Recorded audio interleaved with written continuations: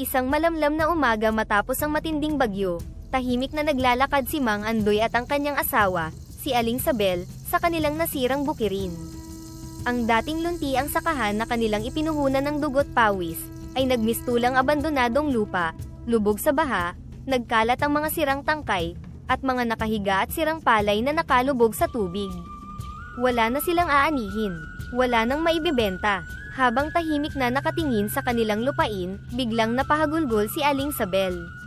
Napaluhod siya sa putikan, hinaahaplos ang mga nalantang palay, na tila isang inang nawalan ng anak.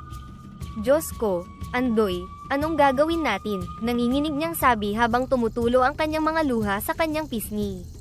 Wala na. Lahat ng pinaghirapan natin, wala na. Napakagatlabi si Mang Andoy, pilit na pinipigil ang sariling emosyon. Ayaw niyang makita siya ng kanyang asawa na mahina, ngunit sa loob-loob niya, gusto na rin niyang bumigay. Ang bawat hibla ng kanyang laman ay nag-uumapaw sa panghihinayang, sa takot, at sa kawalan ng kasiguruhan sa kinabukasan. Sabel, tumayo ka, mahinang sabi ni Mang Andoy, pilit siyang itinayo mula sa lupa. Alam kong mahirap, pero hindi tayo pwedeng mawalan ng pag-asa. Paano, Andoy? Umiiyak na sagot ni Aling Sabel. Paano ako hindi mawawalan ng pag-asa, kung ang tanging inaasahan natin ay nawala na? Utang lang ang natira sa atin. Saan tayo kukuha ng pambayad? Tahimik si Mang Andoy. Alam niyang tama ang kanyang asawa. Ilang buwan lamang ang nakalipas, nang hiram sila ng malaking halaga para makabili ng binhi at abono. Umaasang ang susunod na anihan ay magiging sagot sa kanilang pangarap na mas maayos na buhay.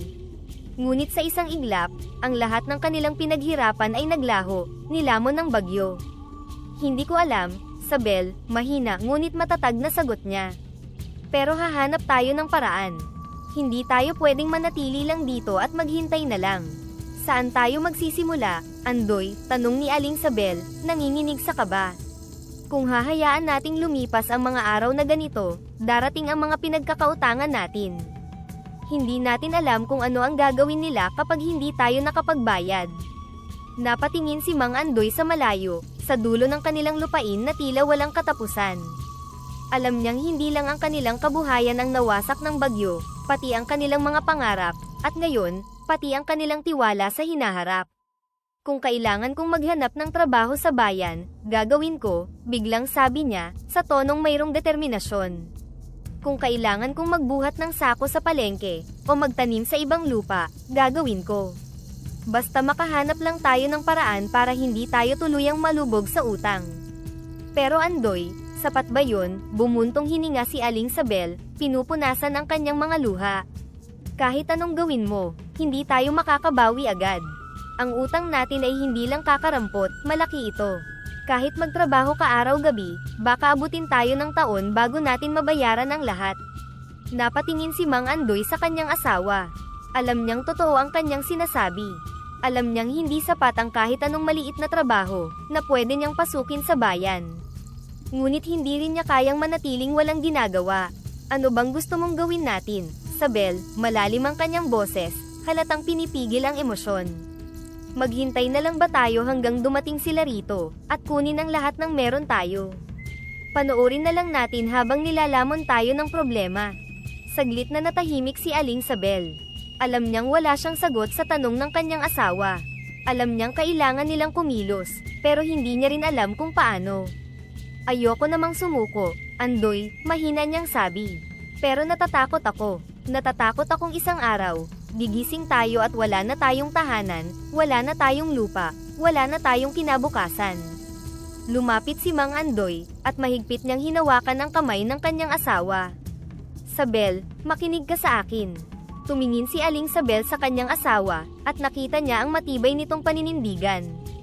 Hindi ko alam kung paano, pero hahanap ako ng paraan, anya. Hindi ko hahayaan na tuluyang mawala ang lahat sa atin. Hanggat may natitira tayong lakas, hanggat may pag-asa pa, hindi tayo pwedeng sumuko.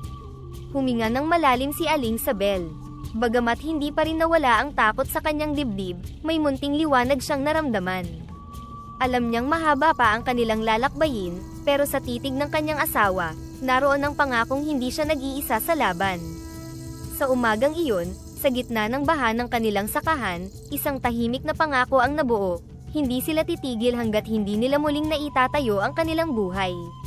Isang araw, maagang lumabas si Mang Andoy ng kanilang bahay, upang maghanap ng panggatong sa kagubatan. Ang hangin ay malamig, at ang paligid ay tahimik, maliban sa huni ng mga ibon at kaluskos ng mga dahon sa kanyang bawat hakbang. Bitbit niya ang isang lumang sako upang paglagyan ng tuyong kahoy, na magagamit nila sa pagluluto. Habang naglalakad siya sa makapal na bahagi ng kagubatan, napansin niya ang isang kakaibang tanawin sa di kalayuan. May isang matandang lalaki na nakahandusay sa lupa, sugatan at tila walang malay. Anong nangyari sa matanda? Bulong niya sa kanyang sarili habang mabilis na naglalakad. Nakita niyang maraming sugat ang braso ng matanda, at may mga gasgas sa kanyang mukha. Hinawakan niya ito sa balikat at marahang niyugyog. "Tatang, gumising po kayo," anya na may pag-aalalang tinig. Dahan-daang dumilat ang matanda, kita sa kanyang mata ang panghihina.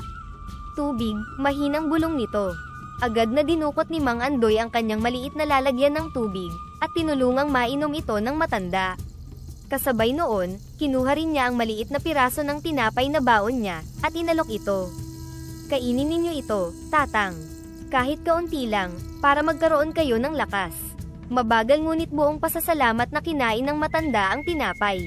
Nakita ni Mang Andoy ang bahagyang pagbalik ng kulay sa kanyang mukha, ngunit halata pa rin ang matinding panghihina. "Ano po bang nangyari sa inyo?" tanong ni Mang Andoy. Saglit na natahimik ang matanda, bago huminga ng malalim. "Nahulog ako mula sa isang mataas na bahagi ng kagubatan, naglalakad lang ako, at sa isang iglap, nadulas ako at pagkatapos, hindi na ako makagalaw." Napaisip si Mang Andoy. Hindi niya kayang iwan ang matanda sa ganoong kalagayan. "Hindi ko kayo pwedeng iwan dito, tatang. Kakargahin ko kayo pauwi sa bahay namin. Doon ko kayo gagamutin." Nagulat ang matanda sa sinabi niya.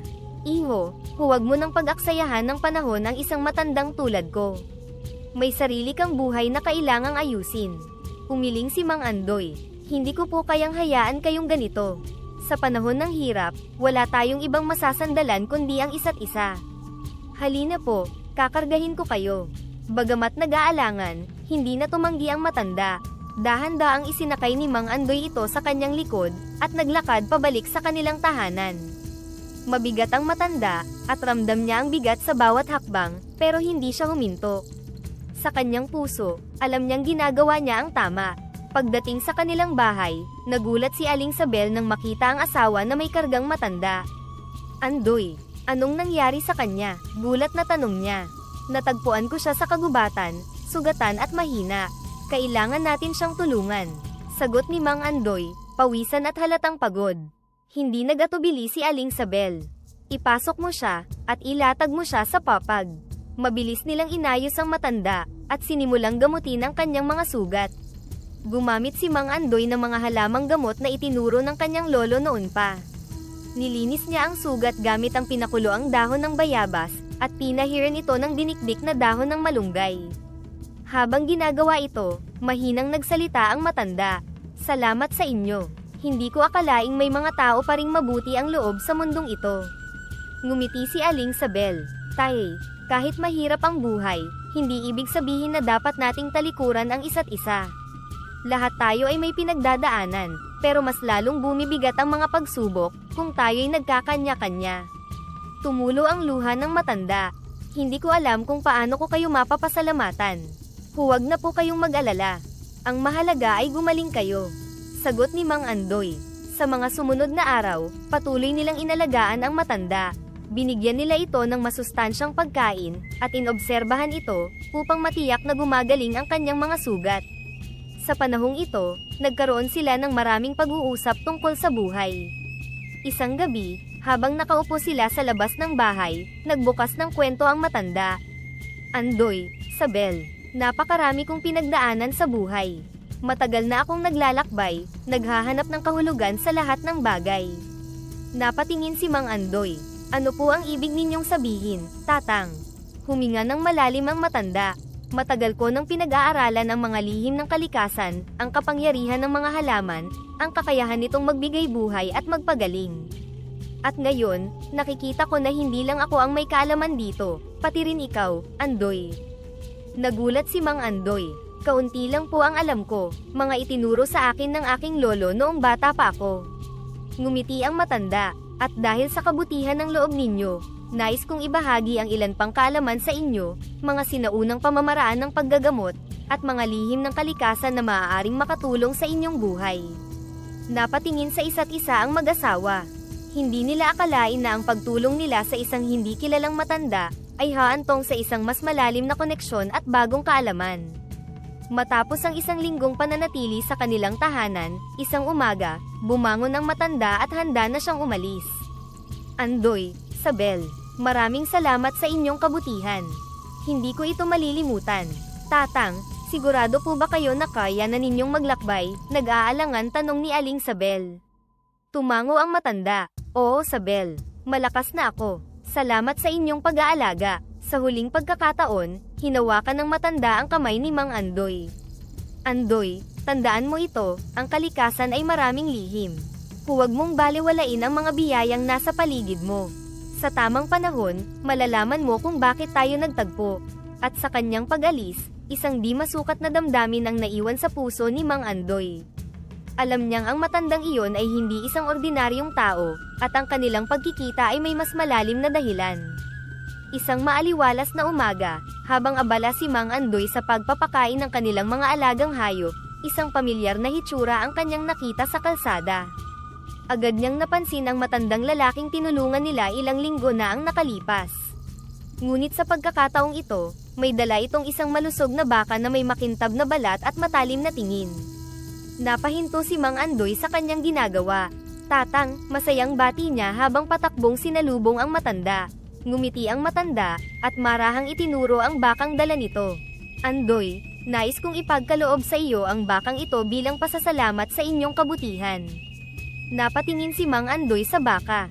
Halos hindi siya makapaniwala. Tatang, napakalaki po ng regalo na ito.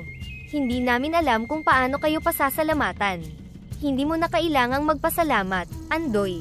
Ang ginawa ninyong mag-asawa para sa akin, ay hindi matutumbasan ng kahit anong halaga. Ang baka na ito ay may misyon para sa inyo. Subukan mong magtanim muli ng palay, at tingnan mo kung ano ang mangyayari. Napatingin si Aling Sabel, at lumapit upang salubungin ang matanda. Tatang, hindi po ba kayo nagbibiro? Paano po makakatulong ang isang baka sa aming pagtatanim? Ngumiti ang matanda, tila ba may itinatagong lihim. May mga bagay na hindi natin agad nauunawaan, ngunit sa tamang panahon ay malalaman ninyo ito. Sa kabila ng pagtataka, tinanggap ni Mang Andoy ang regalo at nangakong aalagaan ito. Maraming salamat po, Tatang. Aalagaan namin ito. Bago umalis, muling lumingon ang matanda kay Mang Andoy at nagsalita, tandaan mo, Andoy, hindi lahat ng himala ay kailangang ipagsabi. At sa huling sulyap ng matanda, naglakad ito palayo, at sa isang iglap ay nawala na ito sa kanilang paningin. Sumunod si Mang Andoy sa payo ng matanda, at muling nagtanim ng palay sa kanilang sakahan. Bagamat may pangamba pa rin siya sa kanyang puso, pinili niyang umasa sa maaaring magbago sa kanilang buhay. Hindi niya inakalang may isang bagay na talagang magpapabago nito. Isang hapon, habang nakaupo siya sa gilid ng bukid, napansin niyang umuungol si Habagat, ang pangalan na ibinigay nila sa baka. Kasabay ng bawat ungol nito, isang malamig na hamog ang unti-unting bumabalot sa kanilang sakahan, dahan-daang kumakalat sa buong taniman. Makalipas ang 3 araw, napansin niyang ang mga usbong ng kanyang palay ay mas mabilis lumaki at mas malago kaysa dati. Nang hindi na siya makatiis sa kanyang pagtataka, tinawag niya si Aling Sabel at tinuro ang mga bagong tumutubong halaman. Sabel, tingnan mo ito. Ilang araw pa lang mula nang tayo'y magtanim, pero tingnan mo ang mga halaman, mas malalaki ang dahon at mas luntian. Lumapit si Aling Sabel at pinagmasdan ang mga tanim. Totoo nga, Andoy. Pero paano nangyari ito? Nag-isip si Mang Andoy at biglang napatingin kay Habagat, na tahimik lang ngumunguya ng damo.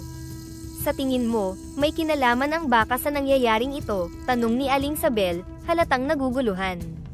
Hindi ko alam, sagot ni Mang Andoy, pero parang may hiwaga ang bakang ito. Nagsimula silang magmasid kay Habagat araw-araw. At tuwing dapit hapon, kapag nagsisimula na ang pagdilim ng kalangitan, muling umuungol ito, at kasabay nito ang paglabas ng makapal na hamog na bumabalot sa kanilang bukirin. Andoy, tingnan mo ang mga palay. Napakaganda ng tubo nila. Hindi ako makapaniwala na ganito kabilis ang paglago nila. Halos hindi makapagsalita sa tuwa si Aling Sabel. Tumingin si Mang Andoy sa lupa, hinahaplos ang mga gintong butil ng palay. Sabel, sa buong buhay ko bilang magsasaka, ngayon lang ako nakakita ng ganitong ani. Parang isang himala, sa ilalim ng lumulubog na araw, habang ang malamig na hamog ay patuloy na bumabalot sa lupa, naisip ni Mang Andoy na baka ito na ang simula ng isang bagong kabanata sa kanilang buhay, ang kabanata kung saan hindi na sila mag-aalala pa tungkol sa utang at kahirapan. Makalipas lamang ang ilang linggo, handa nang anihin ni Mang Andoy at Aling Sabel ang kanilang palay. Sa hindi maipaliwanag na dahilan, ang kanilang bukid ay nagmistulang ginto sa liwanag ng araw. Ang mga butil ng palay ay malalaki, mabibigat, at siksik ang butil. Hindi may kakaila na ito ang pinakamaganda at pinakamalaking ani na kanilang naranasan sa buong buhay nila bilang magsasaka. Habang abala sila sa pag-aani, napadaan ang kanilang matagal ng kaibigan, si Mang Pilo. Isa rin itong magsasaka na katulad nila ay minsan nang naharap sa matinding hirap. Ngayon, kitang-kita sa kanyang mukha ang paghanga at pagtataka, habang pinagmamasdan ang napakagandang ani ni Mang Andoy. Andoy, Sabel, abay napakaganda ng ani ninyo ngayon, bungad ni Mang Pilo habang papalapit. Ano bang ginawa ninyo at biglang gumanda ng ganito ang inyong palayan? Nakaswerte kayo ngayon. Napangiti si Mang Andoy, ngunit sa loob-loob niya ay ramdam ang kaba. Hindi siya sanay magsinungaling, ngunit alam niyang hindi niya maaaring ipagtapat ang tunay na dahilan ng kanilang kasaganaan. Aba, Pilo, ewan ko ba, sagot niya habang pinupunasan ang pawis sa kanyang noo. Siguro'y tinamaan lang kami ng swerte. Maayos ang panahon, at mas natutong alagaan ang lupa. Tumango si Mang Pilo, ngunit halata sa kanyang mukha ang pag-aalinlangan. Pero Andoy, sa tagal kong nagsasaka, ngayon lang ako nakakita ng palay na ganito kaganda. Hindi ba't noong isang buwan lang, halos hindi mo na alam kung paano ka makakabangon. Ngayon, tinalo mo pa ang ani ng mayayamang may malalawak na bukirin. Napatingin si Aling Sabel kay Mang Andoy, tila nag-aalala. Hindi nila nais na magsinungaling, ngunit alam nilang hindi pa nila maaaring ipaalam ang lihim ni Habagat. Nako, Pilo, siguro'y nakatulong lang talaga ang tiyaga at pananalig, sagot ni Aling Sabel, pilit na iniiwas ang usapan. Kapag hinangad mong bumangon, gagawa ka ng paraan. At sa awa ng Diyos, hindi niya kami pinabayaan. Bagamat halatang may gusto pang itanong si Mang Pilo, ngumiti na lamang ito at tumango. Aba, mabuti naman kung ganun. Siguradong malaki ang kikitain ninyo ngayon.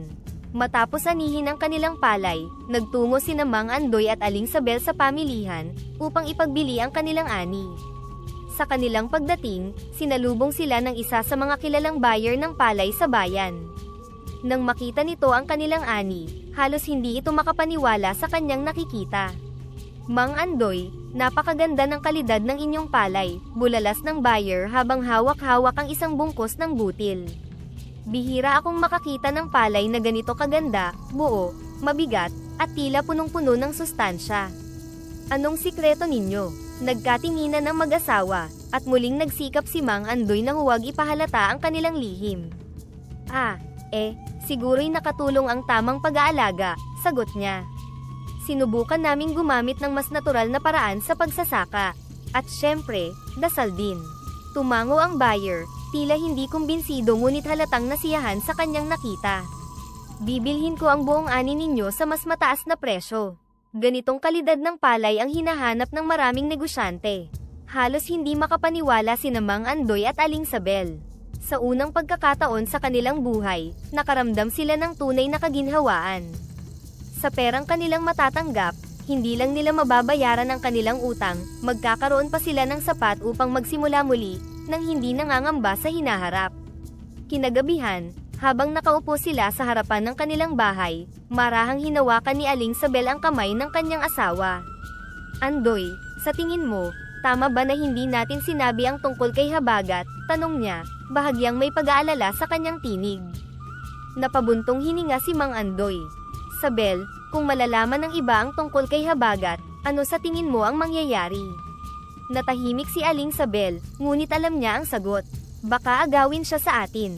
Baka hindi lang tayo ang makinabang, kundi pati ang mga mayayaman na hindi marunong magpahalaga sa iba. Tumango si Mang Andoy. Tama ka. Kung may ibang makakaalam, baka gamitin nila si Habagat para sa kanilang pansariling interes. Hindi natin alam kung sino ang maaaring magsamantala. Kaya sa ngayon, mas mabuting tayo lang ang nakakaalam ng lihim na ito. Biglang napangiti si Aling Sabel, tila may naisip. Pero Andoy, ibig sabihin, mababayaran na natin ang ating mga utang. Napangiti rin si Mang Andoy, bakas ang kaligayahan sa kanyang mukha. Oo, Sabel, bukas, pupunta tayo kay Don Marcelo upang bayaran ang utang natin. Wala na tayong iisipin pang paniningil, wala nang gabi ng pag-aalala. Halos maluha si Aling Sabel sa saya. Andoy, hindi ko akalaing darating ang araw na magkakaroon tayo ng ganitong pagkakataon. Noon, gabi-gabi akong hindi makatulog sa kakaisip kung paano natin babayaran ang ating utang. Pero ngayon, malaya na tayo. Hinawakan ni Mang Andoy ang kamay ng kanyang asawa at marahang pinisil ito. Oo, Sabel, pero hindi lang ito para sa atin. Gagamitin natin ito upang tulungan ng iba, sa abot ng ating makakaya. Hindi natin kailangang ipaalam ang lihim ni Habagat, pero hindi rin natin hahayaang tayo lang ang makinabang ng kanyang biyaya. Napalapit si Aling Sabel sa kanyang asawa at niyakap ito ng mahigpit. Andoy, maraming salamat, at sa gabing iyon, tahimik nilang tinanggap ang isang bagong misyon, ang protektahan ang lihim ni Habagat, habang patuloy na tinutulungan ng iba, sa paraang hindi maglalagay sa kanila sa panganib. Habang nakatanaw sila sa kanilang bukirin, isang malamig na simoy ng hangin ang dumaan, dala ang makapal na hamog na muling bumalot sa kanilang lupa. Sa ilalim ng liwanag ng buwan, maririnig ang mahinang ungol ni Habagat, na tila nagpapatunay na ang kanilang desisyon ay tama. Lumipas ang mga taon, at ang sakahan ni Mang Andoy ay hindi na tulad ng dati. Mula sa isang maliit na taniman na minsan ay napinsala ng bagyo, ito ngayon ay isang malawak at masaganang lupain na umaabot na sa 30 ektarya. Sa tulong ng mahiwagang baka na si Habagat, ang kanilang ani ay patuloy na naging sagana, at ang kanilang buhay ay ganap ng nagbago. Dahil sa yaman na kanilang natamo, nakapagpatayo sila ng isang matibay at mas maaliwalas na bahay, malayo sa dating kubo nilang natutuluan tuwing umuulan. Mayroon na rin silang sariling sasakyan upang magamit sa pagdadala ng kanilang ani sa bayan. Ngunit sa kabila ng lahat ng ito, nanatiling mapagkumbaba si Mang Andoy. Hindi niya kailanman nakalimutan ang kanyang pinagmulan, at ang mga kapwa niyang magsasaka na patuloy na nagsusumikap, sa kabila ng hirap ng buhay. Isang umaga, habang tinitingnan ni Mang Andoy ang malawak niyang sakahan, nilapitan siya ng kanyang asawa, si Aling Sabel. Andoy, napakalayo na nang narating natin, sabi ni Aling Sabel habang nakatanaw sa mga hanay ng palay. Kung maaalala mo, noon, hindi natin alam kung paano tayo makakabangon mula sa ating pagkakautang. Pero ngayon, heto tayo, may bahay, may lupang mas malawak pa sa ating inaakala, at hindi na natin iniisip kung saan kukuha ng pagkain kinabukasan. Tumango si Mang Andoy, bahagyang nakangiti. Oo, Sabel, isang himala ang dumating sa atin. Pero hindi ito para sa atin lamang. Hindi ko kayang hayaan na tayo lang ang makinabang habang marami pa ring naghihirap sa ating paligid. Ilang araw ang lumipas, inanyayahan ni Mang Andoy ang ilan sa kanyang mga kapitbahay at kaibigang magsasaka sa kanyang bahay. Nang dumating sina Mang Pilo, Mang Luis, at Mang Cardo, agad silang sinalubong ni Mang Andoy. Andoy, napakaganda na ng iyong bahay. At ang sakahan mo, ay napakalaki na. Hindi ko akalain na ganito ang magiging buhay mo, masayang bati ni Mang Pilo. Ngumiti si Mang Andoy at tinapik sa balikat ang kanyang matagal ng kaibigan. Kaibigan, hindi ito magiging posible kung hindi tayo natutong magtiyaga at magpursige. Pero alam kong hindi lahat ng magsasaka ay nabibigyan ng ganitong pagkakataon, kaya gusto kong ibahagi ang kung anong meron ako sa inyo. Nagkatinginan ang mga kalalakihan, halatang naguguluhan. Anong ibig mong sabihin, Andoy? Tanong ni Mang Luis. Simula ngayon, gusto kong tumulong sa inyo. Alam kong mahirap ang buhay sa pagsasaka, lalo na kapag mahina ang ani. Kaya't nais kong ipamahagi sa inyo ang ilan sa aking ani at kagamitan upang matulungan kayong magsimulang muli. Nagulat ang lahat sa sinabi ni Mang Andoy. Hindi nila inaasahang ibabahagi niya ang kanyang tagumpay sa kanila. Andoy, napakabuti mo, sabi ni Mang Cardo, napapailing sa paghanga. Sa totoo lang, hindi ko alam kung paano na kami sa susunod na anihan. Lubog na kami sa utang dahil sa tagtuyot, pero ngayon, sa tulong mo, may pag-asa pa pala. Wala kayong dapat ipagpasalamat, sagot ni Mang Andoy.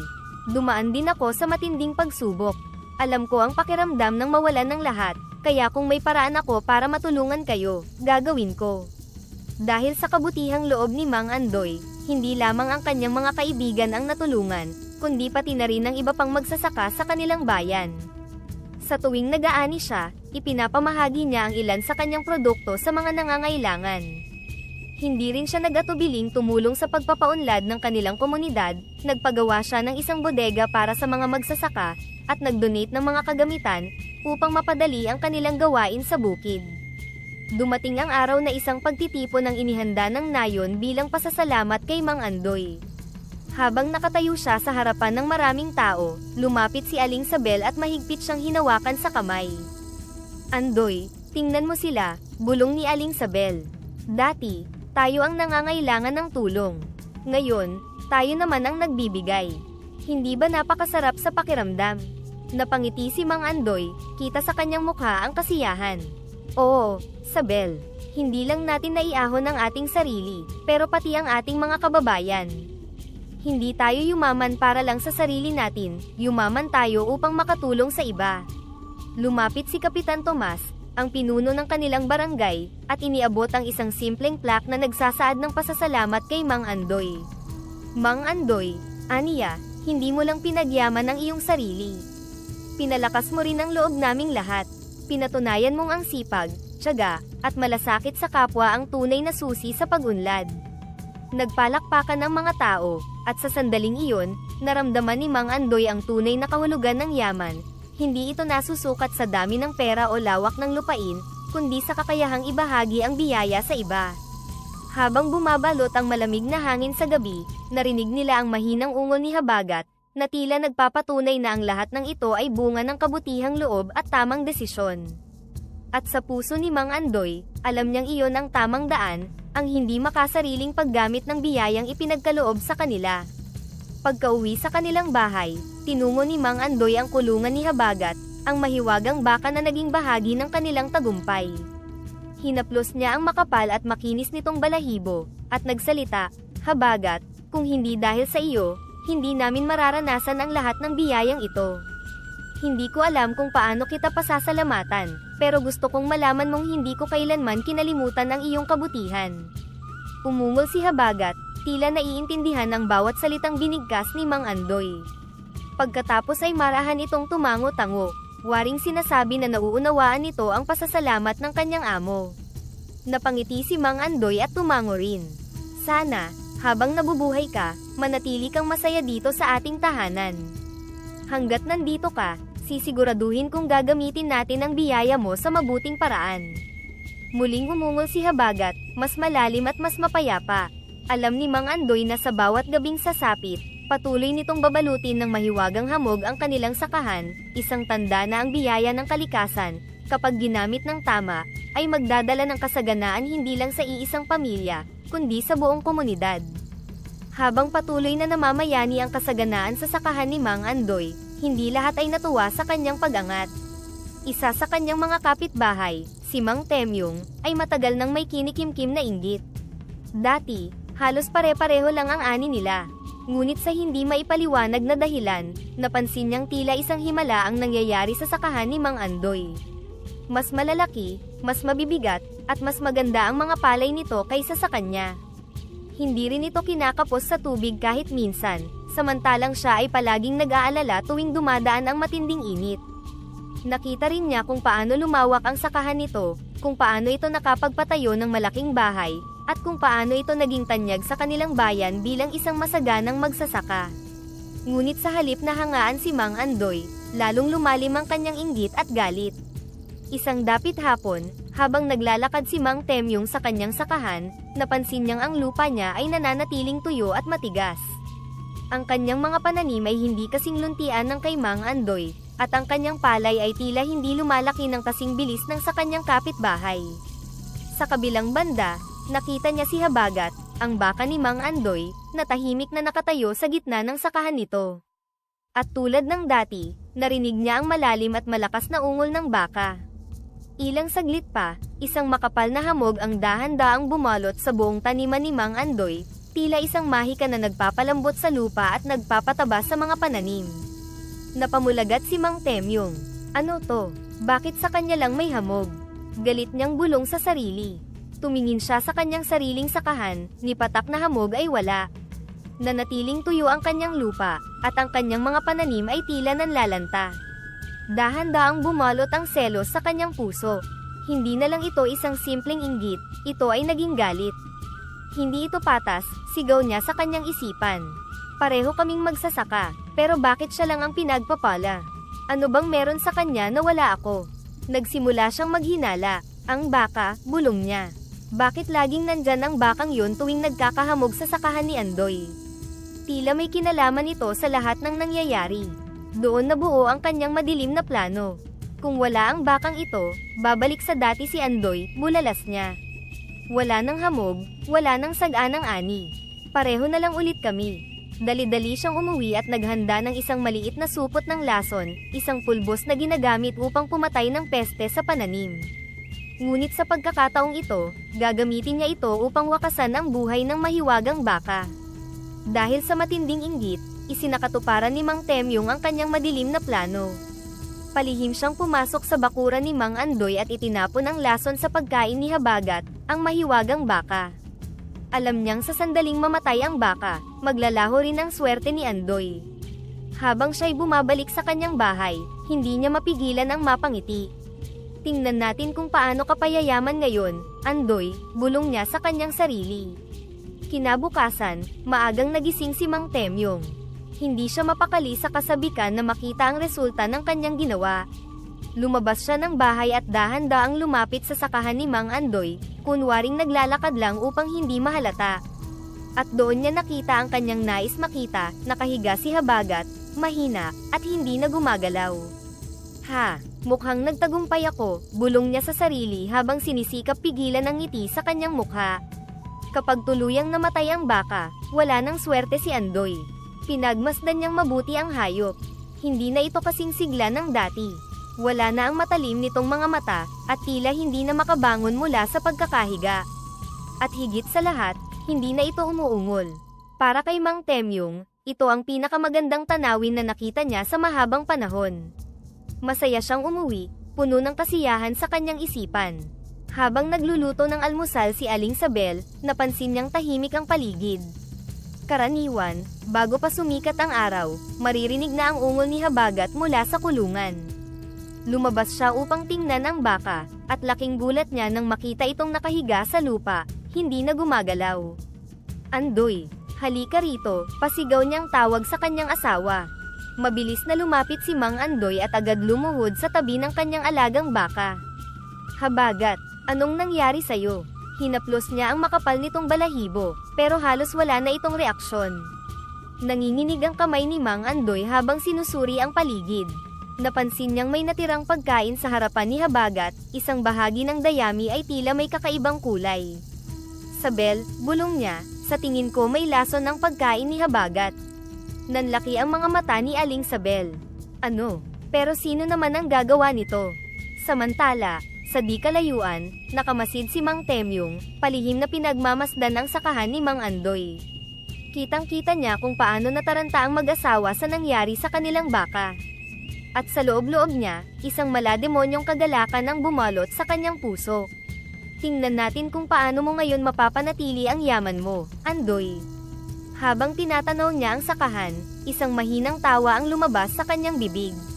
Ngayon, Andoy, tingnan natin kung paano mo haharapin ang buhay nang wala ang swerte mong baka.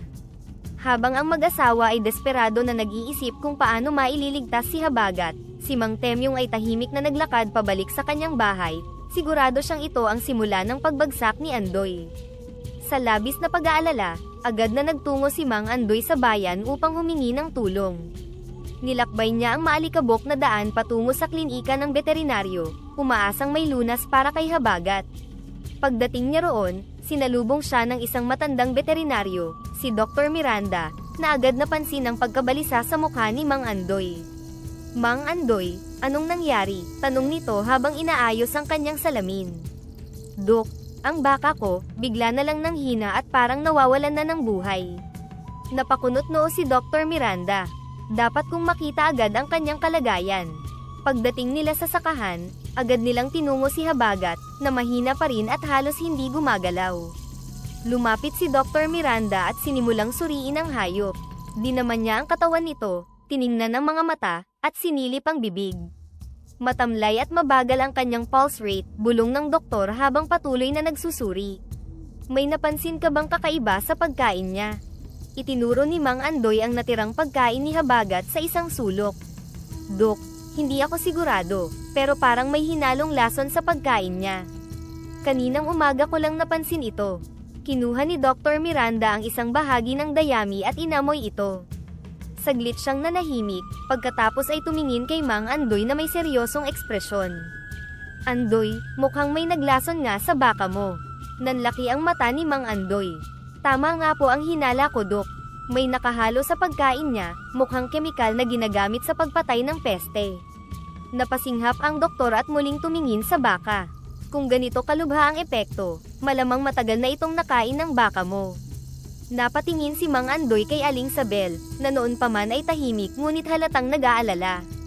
Andoy, mahina niyang sabi. May taong gustong patayin si Habagat. Habang binibigyan ng veterinaryo ng gamot si Habagat, hindi mawala sa isip ni Mang Andoy ang galit at pangamba. Kung may sumubok lasunin ang kanyang baka, ano pa ang maaaring gawin nito? Lumapit si Dr. Miranda kay Mang Andoy at umiling. Nagawa ko na ang makakaya ko, pero hindi ko masisiguro kung gagaling siya. Kailangang maghintay ng ilang oras. Tumango si Mang Andoy, Dok, salamat sa tulong mo. Lumipas ang mga oras, ngunit sa halip na bumuti ang lagay ni Habagat, lalo pa itong nanghina. Hindi na nito maigalaw ang kanyang mga paa, at ang dating matapang nitong mga mata ay tila nagiging maputla. Sa sobrang pag-aalala, napaluhod si Mang Andoy sa tabi ng baka. Habagat, huwag kang sumuko. Gagawin ko ang lahat para mailigtas ka. Lumapit si Aling Sabel, bakas ang kaba sa kanyang mukha. Andoy, baka hindi sapat ang gamot mula sa veterinaryo. Ano pa kaya ang maaari nating gawin? Biglang may naisip si Mang Andoy, ang matandang ermitanyo na nagbigay ng baka sa kanya. Sabel, kailangan kong bumalik sa gubat. Ang matandang ermitanyo, baka siya lang ang makakatulong sa atin. Nag-aalalang tumango si Aling Sabel. Mag-ingat ka, Andoy. Sana matagpuan mo siya bago mahuli ang lahat. Hapan na nang marating ni Mang Andoy ang masukal na kagubatan. Nilakbay niya ang makipot na daan, na minsan na niyang tinahak noong una niyang natagpuan ang ermitanyo. Sa kanyang bawat hakbang, naririnig niya ang huni ng mga insekto, ang kaluskos ng mga dahon, at ang malamig na ihip ng hangin. Tatang, nasaan po kayo? Sigaw niya, umaasang maririnig siya ng matanda. Kailangan ko po ang tulong ninyo. Ilang sandali lang, isang pamilyar na tinig ang nagmula sa madilim na bahagi ng gubat. Bakit ka nagbalik, Andoy? Sa ilalim ng isang matandang puno, lumitaw ang ermitanyo, nakasuot pa rin ng kanyang lumang balabal, nakatitig kay Mang Andoy na tila alam na niya ang dahilan ng pagdating nito. Tatang, humihingal na bulalas ni Mang Andoy. Si Habagat, may naglagay ng lason sa kanyang pagkain. Nanghihina siya ngayon, at kahit anong gawin namin, hindi siya bumubuti. Tahimik na lumapit ang matanda at tumango. May natitira pang paraan upang mailigtas ang iyong baka. Ngunit hindi ito madali. Ano po ang kailangan kong gawin? Tanong ni Mang Andoy, puno ng pag-asa ang kanyang tinig. Itinuro ng ermitanyo ang isang direksyon sa kagubatan. Sa loob ng gubat na ito, may isang lugar kung saan tumutubo ang mahiwagang damo, isang halamang kayang magpagaling ng kahit anong sakit. Ngunit hindi ito maaaring kunin ng basta-basta. Kailangang ialay mo muna ang hinihingi ng mga espiritu upang matanggap ang kanilang basbas. Napakunot noo si Mang Andoy. Anong klaseng alay po ang kailangan kong ihanda? Huminga ng malalim ang ermitanyo. Sa ilalim ng malaking balete, maghahanda ka ng isang handog, isang palayok ng tinola na may tandang na manok, malunggay, sili, at luyang dilaw, lahat ay kailangang mula sa sarili mong sakahan. Gawin mo ito sa hating gabi, at huwag mong kalimutang magdasal upang humingi ng basbas. Tatanggapin ko ang pagsubok na ito, sagot ni Mang Andoy. Gagawin ko ang lahat para mailigtas si Habagat. Matapos ihanda ang alay sa ilalim ng malaking balete, nakita ni Mang Andoy kung paano unti-unting nauubos ang laman ng palayok, tila may hindi nakikitang nilalang na tinatanggap ang kanyang handog. Maya-maya, isang liwanag ang lumitaw sa kagubatan, nagtuturo sa kanya ng isang daan. Sinundan niya ito at nakita niya ang isang maliit na burol kung saan tumutubo ang kumikinang na damo, tila mga hiyas sa ilalim ng liwanag ng buwan.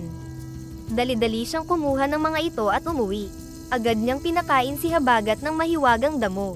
Habang ngumunguya ang baka, unti-unting bumabalik ang sigla nito. Ilang oras ang lumipas at sa wakas, tumayo si Habagat at pumunta sa harap ng sakahan, at isang malakas na ungol ang pumuno sa paligid. Lumapit si Habagat kay Mang Andoy, at tila nagpapasalamat. Sa sandaling iyon, bumalot muli ang hamog sa sakahan ni Mang Andoy, mas makapal kaysa dati. Alam niya na iyon ay isang tanda. Isang tanda ng paggaling ni Habagat at pagbalik ng biyaya sa kanyang sakahan.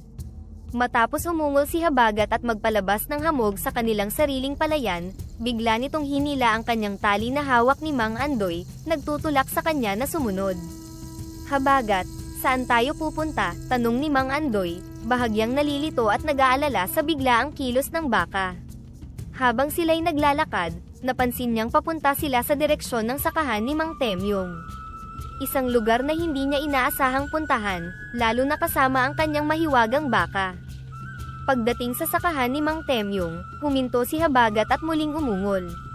Dahan-daang bumalot ang hamog sa bukirin ni Mang Temyong, ngunit sa pagkakataong ito, maitim ang hamog na lumitaw.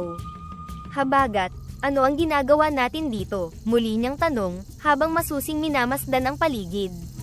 Nag-iwan ng bahid ng pagtataka at pag-aalala ang sitwasyon para kay Mang Andoy. Hindi niya maunawaan ang layunin ng baka sa pagdalaw sa lupa ni Mang Temyong. Kinabukasan, maagang nagising si Mang Temyong upang tingnan ang kanyang mga pananim, umaasa sa mga biyayang hatid ng bagong araw. Ngunit ang inaasahan niyang kasaganaan ay napalitan ng pagkabigla at pagkadismaya. Ang kanyang mga pananim ay biglang naging tuyo at tila nasunog. Nakatayo siya sa gitna ng kanyang sakahan, hindi makapaniwala sa nakikita. Ano ito? Bakit ganito ang nangyari? Ang kanyang tanong habang minamasdan ang malawakang pinsala. Ang mga dahon ay parang sinunog, at ang mga tangkay ay tila natuyo. Habang sinisiyasat ang kanyang paligid, unti-unting umusbong ang isang nakakabahalang hinala sa isip ni Mang Temyong. Tila may koneksyon ang kakaibang hamog na nakita niya kagabi sa nangyaring trahedya. At naalala niya ang kanyang mga ginawa, ang paglason kay Habagat. Hindi kaya ito na ang kabayaran sa aking ginawa? Tanong niya sa sarili. Ang boses ay puno ng takot at pagsisisi. Ang mga pangyayari ay tila direktang tugon sa kanyang masamang hangarin, laban sa walang malay na hayop. Ang pangyayaring ito ay maaaring hindi lamang isang simpleng sakuna, kundi isang malinaw na mensahe ng kalikasan, o marahil ay karma, na nagbabalik sa kanya ng kanyang mga ginawang kasamaan. Ang kanyang puso ay nag-uumapaw sa takot at pangamba, habang pinapasadahan ng tingin ang kapinsala ang dulot ng maitim na hamog. Nakaramdam siya ng malalim na pagsisisi at kahihiyan, sa mga aksyon na maaaring nagudyok ng ganitong uri ng kaparusahan. Napagtanto ni Mang Temyong na ang mga aksyon ay may katumbas na reaksyon, at ang kanyang mga ginawa ay may malalim na implikasyon, hindi lamang sa kanyang kapwa, kundi pati na rin sa kalikasan. Sa mga sandaling iyon, ang kanyang dating galit at inggit ay napalitan ng pagnanais na itama ang mga pagkakamali, kahit na alam niyang hindi na maaaring mabago ang nangyari. Nang gabing iyon, si Mang Temyong ay hindi lamang humarap sa pisikal na pagkasira ng kanyang sakahan, kundi pati na rin sa moral na pagsubok sa kanyang sarili, at dito niya tunay na naunawaan ang bigat ng responsibilidad, at ang kahalagahan ng pagiging makatarungan at mabuti, sa lahat ng kanyang mga gawa. Sa kabila ng bigat sa kanyang puso, nagpasya si Mang Temyong na gawin ang tama. Dali-dali siyang nagtungo sa bahay ni Mang Andoy upang aminin ang kanyang kasalanan. Nang makita siya ni Mang Andoy, bahagyang nagulat ito. Temyong, anong maitutulong ko sa'yo? Tanong ni Mang Andoy, may halong pagtataka. Napayuko si Mang Temyong, hindi magawang salubungin ang tingin ni Mang Andoy. Andoy, may dapat akong aminin sa'yo. Napakunot noo si Mang Andoy. Ano yon? Huminga ng malalim si Mang Temyong, tinipon ang kanyang tapang bago nagsalita. Ako ang dahilan kung bakit muntik nang mamatay ang iyong baka. Nilason ko siya, dahil sa inggit ko sa inyo. Alam kong malaki itong kasalanan, pero gusto kong aminin ang totoo. Nabigla si Mang Andoy sa narinig.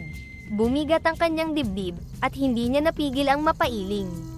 Masakit ang ginawa mo, Mang Temyong, sagot niya, halatang pigil ang emosyon. Hindi ko akalain na magagawa mo ito sa amin. At kay Habagat, natahimik si Mang Temyong. Alam niyang wala siyang maidadahilan para sa kanyang ginawa. Alam kong wala akong maidadahilan, Andoy. Lasing ako sa inggit. Nakita ko kung paano kayo umunlad, habang ako naman ay naiwan sa kahirapan. Pero ngayon, napagtanto ko na mali ako. Hindi ko kailanman dapat sinaktan si Habagat, at lalo na kayo. Napabuntong hininga si Mang Andoy. Kung tunay kang nagsisisi, humingi ka ng tawad hindi lang sa akin, kundi kay Habagat din. Naglakad silang dalawa patungo sa kulungan ni Habagat. Nang makita ni Mang Temyong ang hayop, agad siyang lumuhod sa harap nito. Habagat, patawad, mahina ngunit sinserong sabi niya. Hindi ko dapat ginawa iyon sa'yo. Wala kang kasalanan sa akin. Dahil sa inggit ko, muntik na kitang patayin. Pero hindi kita matatalo. Dahil ikaw ay isang mabuting nilalang. Tahimik lamang si Habagat sa una, nakatingin kay Mang Temyong na parang sinusuri ito. Pagkatapos ng ilang sandali, malakas itong umungol at marahang tumango, tila isang senyales ng pagtanggap sa paghingi ng tawad. Napaawang ang bibig ni Mang Temyong at napaluha siya. Hindi niya akalain na isang hayop ang magpapatawad sa kanya ng ganito. Salamat, Habagat, anya, bago bumaling kay Mang Andoy. Salamat sa pagkakataon, Andoy. Hindi ko na muling hahayaang lamunin ako ng inggit. Simula ngayon, magpapakabuti na ako. Sa sumunod na mga araw, nagsimulang tumulong si Mang Temyong sa mga gawain sa sakahan ni Mang Andoy. Unti-unti niyang itinuwid ang kanyang mga pagkakamali at natutong pahalagahan ang kasaganaan ng iba, sa halip na kainggitan ito. Si Mang Andoy, bagamat hindi agad nawala ang sakit ng kanyang ginawa, ay natutong magpatawad. Alam niyang ang tunay na hustisya ay hindi sa paghihiganti, kundi sa pagbibigay ng pagkakataon sa isang taong tunay na nagsisisi. At sa ilalim ng maliwanag na araw, habang si Habagat ay tahimik na kumakain ng sariwang damo, isang bagong kabanata ng pagkakaibigan at pagpapatawad ang sumibol sa baryo. Sa kahabaan ng luntiang bukirin ni Mang Andoy at Aling Sabel, ang araw ay dahan-daang lumulubog, nag-iiwan ng gintong liwanag na sumasalamin sa kanilang mga mukha, habang sila'y nag-aani ng masaganang bunga ng kanilang pagtatrabaho. Tingnan mo, Sabel, kahit ano pa ang nangyari, patuloy tayong pinagpapala, sambit ni Mang Andoy, habang maingat niyang inilalagay ang mga hinog na kamatis sa kanilang basket. Oo nga, Andoy, ang lahat ng ito, hindi lang bunga ng ating pagsisikap kundi pati na rin ng biyaya mula kay Habagat at sa Diyos. Naalala mo noong muntik nang mawala sa atin si Habagat. Ngayon, tingnan mo siya, buhay na buhay at masigla, tugon ni Aling Sabel, habang tumitingin sa kinaroroonan ni Habagat, na tahimik na ngumunguya ng sariwang damo. Sa tabi ng sakahan, nilalasap ni Habagat ang kapayapaan ng paligid, ang kanyang presensya ay tila nagbibigay sigla hindi lamang sa lupa, kundi pati na rin sa mga puso ng mag-asawa. Maraming salamat, Habagat, ikaw ang dahilan kung bakit ganito kaganda ang ating ani, malambing na sabi ni Mang Andoy habang lumalapit sa baka at hinahaplos ang malambot nitong balahibo. At syempre, salamat sa Diyos, na laging nandyan para sa atin, sa mga panahon ng kagipitan at sa mga oras ng kasaganaan, dagdag niya, tumingala sa langit na unti-unting nagiging kulay rosas at lila, habang lumalalim ang gabi. Tumango-tango si Aling Sabel at lumapit din kay Habagat. Alam mo, Habagat, sa tuwing nakikita-kita na masigla, naaalala ko kung gaano kami kapalad. Bawat araw na dumadaan na ikaw ay malakas at malusog ay paalala sa amin, na may mga bagay na mas higit pa sa anumang yaman sa mundo, ang kalusugan at kapayapaan ng ating tahanan. Nagbigay si Habagat ng isang malalim na ungol, tila tumutugon sa mga salitang binigkas ni Aling Sabel, at marahang tumango-tango, na parang naiintindihan ang sinasabi ng kanyang mga amo. Habang patuloy ang pagbaba ng araw, ang mag-asawa ay nagtipon ng kanilang mga ani, bawat isa ay may kasamang pasasalamat. Ang gabi ay dahan-daang bumabalot sa buong bayan, ngunit ang init ng kanilang pagmamahalan at pasasalamat ay mas lalong nagningning kaysa sa mga bituin sa langit. Makalipas ang panahon, sa loob ng ilang buwan, walang patak ng ulan ang dumampi sa lupa. Matindi ang tagtuyot na bumalot sa buong baryo. Ang lupa ay nagbitak-bitak na sa sobrang init. Maraming magsasaka ang namamroblema kung paano nila maililigtas ang kanilang mga pananim, ngunit sa kabila nito, nanatiling buo ang loob ni Mang Andoy at Aling Sabel, alam nilang hindi sila pababayaan ni Habagat. Habang naglalakad sa kanilang bukirin isang dapit hapon, pinagmasdan ni Aling Sabel ang sakahan ng kanilang mga kapitbahay. Kita niya ang panlulumo ng ibang magsasaka, may ilan na nakaupo na lang sa tabi ng kanilang natuyong taniman, tila nawawalan na ng pag-asa. Paano na ang ibang magsasaka, Andoy? Tanong ni Aling Sabel, ang tinig niya ay puno ng pag-aalala. Napatingin si Mang Andoy sa kanyang asawa. Alam niyang tama ito. Ang kanilang lupain ay nananatiling luntian at sagana dahil kay Habagat, ngunit hindi nila maaaring balewalain ang paghihirap ng iba. Lumapit siya kay Habagat at marahang hinaplos ang kanyang ulo. Kaibigan, mukhang kailangan na naman namin ng tulong mo. Tumango si Aling Sabel at napangiti. Gagawin natin ito, hindi ba? Tulungan natin sila, kahit hindi nila malaman. Pagsapit ng hating gabi, habang ang buong baryo ay mahimbing na natutulog, sinimulan ni Mang Andoy, Aling Sabel, at Habagat ang kanilang misyon. Maingat nilang tinahak ang makitid na daan, nilalagpasan ng mga bahay, upang hindi mahalata ng sino man ang kanilang ginagawa. Pagdating sa unang sakahan, ang kay Mang Pilo, isang matandang magsasaka na halos mawalan na ng pag-asa, huminto si Habagat at malakas na umungol. Sa isang iglap, isang malamig na hamog ang bumalot sa mga tuyong pananim. Dahan-daang lumaganap ito, tila binabalot ng bagong buhay ang mga halaman. Napakaganda, bulong ni Aling Sabel, habang pinagmamasdan ang mahiwagang hamog na dumadaloy sa mga dahon. Nagpatuloy sila sa susunod na sakahan, kay Caberto, na halos hindi na lumalabas ng bahay, dahil sa kanyang panghihinayang sa kanyang patay na maysan. Muli, umungol si Habagat, at isang malamig na ulap ng hamog ang bumalot sa sakahan. Paulit-ulit nilang ginawa ito sa buong baryo, kay Aling Rosa, kay Tata Densyo, at sa iba pang magsasaka na apektado ng matinding tagtuyot. Habang naglalakad pabalik sa kanilang tahanan, pinagmasdan ni Mang Andoy at Aling Sabel ang mahiwagang hamog na bumabalot sa kabuuan ng baryo. Sana, pagdating ng umaga, may bagong pag-asa na sila, bulong ni Mang Andoy habang hinahaplos si Habagat, na tila pagod ngunit masaya sa kanyang ginawa. Pagsikat ng araw, isang hindi kapanipaniwalang pangyayari ang bumungad sa buong baryo. Ano ito? Bakit biglang lumusog ang aking palay? Sigaw ni Mang Pilo, halos hindi makapaniwala sa kanyang nakikita. Parang nadiligan ang mga mais, pero hindi naman umulan kagabi, dagdag ni Caberto, habang hinahaplos ang malulusog na dahon ng kanyang mais. Nagtipon ang mga tao sa gitna ng baryo, lahat ay nagtatanong, lahat ay nagtataka. Anong nangyari? Bakit biglang bumalik ang sigla ng ating pananim? Isang matandang babae ang nagwika, himala ito. Ang Diyos ay hindi tayo pinabayaan. Lahat ay puno ng pasasalamat, hindi alintana ang misteryo sa likod ng biglaang pagbabalik ng kanilang ani. Hindi natin dapat sayangin ang biyayang ito. Simulan na natin ang pag-aalaga muli sa ating mga pananim, sigaw ni Mang Pilo, puno ng tuwa.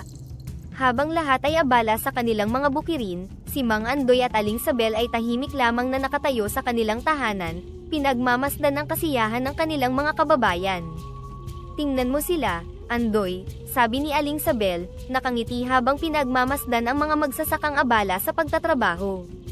Oo, Sabel, sagot ni Mang Andoy, pinagmamasdan ang bawat magsasaka, na may pag-asa muli sa kanilang mga mata. At wala silang kailangang malaman. Ang mahalaga, may pagkain sila sa mesa. Sa tabi nila, si Habagat ay tahimik na nakatayo, ang kanyang buntot ay marahang pumapagaspas sa hangin. Tumango-tango ito, tila nauunawaan ang naganap. Salamat, Habagat, bulong ni Mang Andoy, hinaahaplos ang ulo ng kanyang baka. Muling umungol si Habagat, at sa sandaling iyon, tila isang banal na kapayapaan ang bumalot sa kanila. At sa ilalim ng araw na muling nagbigay liwanag sa kanilang baryo, ang kasaganaan ay bumalik, hindi dahil sa swerte o pagkakataon, kundi dahil sa tahimik at taimtim na pagmamalasakit ng mag-asawang magsasaka at ng kanyang mahiwagang kaibigan.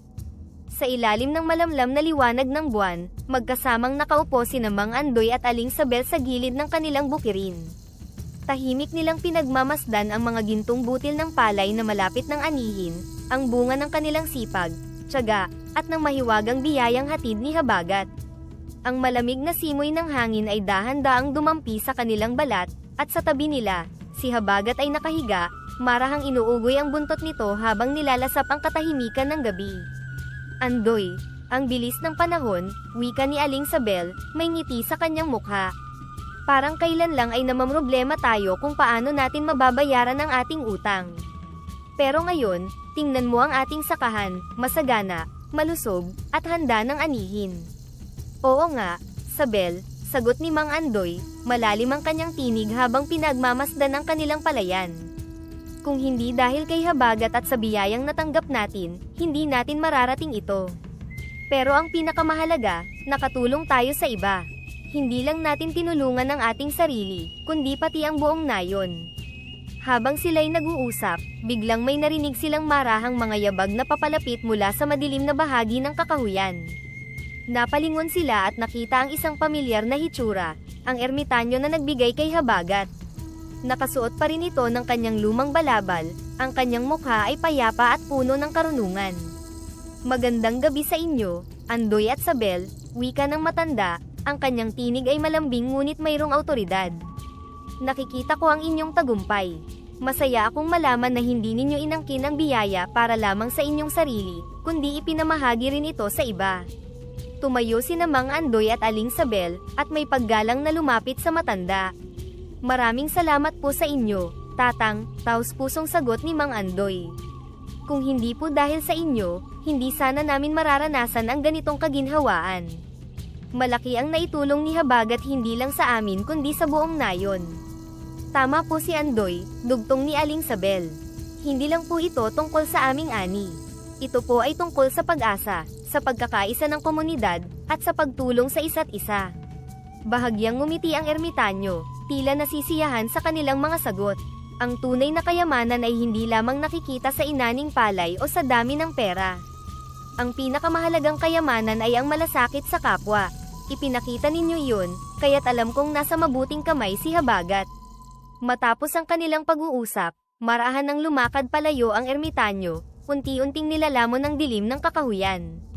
Ang kanyang presensya ay tila isang mahinang simoy ng hangin, naroroon ngunit walang iniwang bakas, maliban sa kanyang mga salitang nag-iiwan ng aral sa puso, ni Mang Andoy at Aling Sabel. Pagkatapos ng maikling katahimikan, bumaling ang mag-asawa kay Habagat. Lumapit si Mang Andoy at hinaplos ang malambot nitong balahibo. Habagat, salamat sa iyo. Hindi lang buhay namin ang nabago mo, kundi pati na rin ang buhay ng marami sa ating baryo, wika ni Mang Andoy, ang kanyang tinig ay puno ng taos-pusong pasasalamat. Lumapit din si Aling Sabel at hinaplos ang likod ng baka. Masaya kaming makita kang malakas at masigla, Habagat. Isa kang tunay na pagpapala sa amin. Sa sagot ni Habagat, isang malakas at masayang ungol ang pumuno sa hangin. Iniling-iling nito ang ulo at tumango-tango, tila ba nauunawaan ang pasasalamat ng kanyang mga tagapag-alaga. Ang kanyang ungol ay tila musika sa gabi, isang tunog ng kasiyahan, pagsang-ayon, at pagtanggap sa pagmamahal na ibinibigay sa kanya. Sa gabing iyon, sa ilalim ng mga bituin, naramdaman ni Mang Andoy at Aling Sabel ang lalim ng pasasalamat, hindi lamang sa biyaya ng masaganang ani, kundi sa pagkakataong makatulong sa iba at sa isang mahiwagang kaibigang tulad ni Habagat. Tahimik silang naupo muli sa tabi ng bukirin, habang ang malambing na hangin ay umiihip sa pagitan ng mga dahon ng palay. Alam nilang ang gabing ito ay hindi lamang isang gabi ng kasaganaan, kundi isang gabi ng tunay na kahulugan ng pasasalamat at pagbabahagi.